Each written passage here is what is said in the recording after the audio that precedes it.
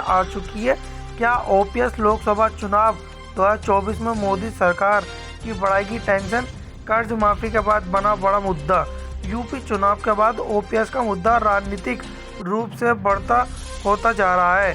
सरकारी कर्मचारी और उनके परिवारों को सीधा असर कर रहा है। ओल्ड पेंशन स्कीम ओपीएस को फिर से लागू किए जाने की मांग को केंद्र ने ठुकरा दिया है।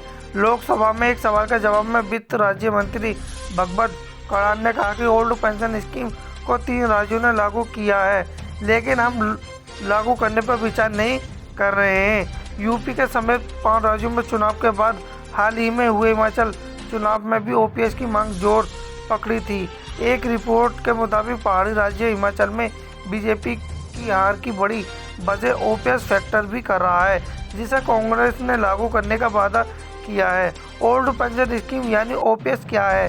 2024 या उससे पहले तक कर्मचारियों के रिटायर होने के बाद सरकार उसे हर महीने पेंशन देती थी।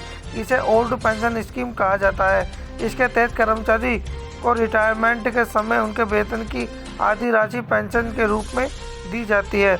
ओल्ड पेंशन स्कीम में रिटायरमेंट के बाद कर्मचारी की मृत्यु होने के बाद उनके परिजनों को पेंशन की राशि दी जाती थी। 2014 में मोदी सरकार ने एक बिल पास कर इसे बदल दिया और नेशनल पेंशन स्कीम एनपीएस लागू कर दिया। ओपीएस और एनपीएस में अंतर क्या है?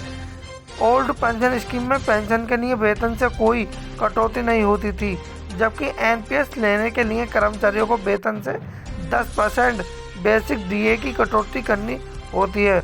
ओपीएस में सरकार को अपनी ट्रेजरी से भुगतान करना पड़ता था, जबकि एनपीएस में शेयर बाजार में मिले लाभ के आधार पर भुगतान किया जाता है।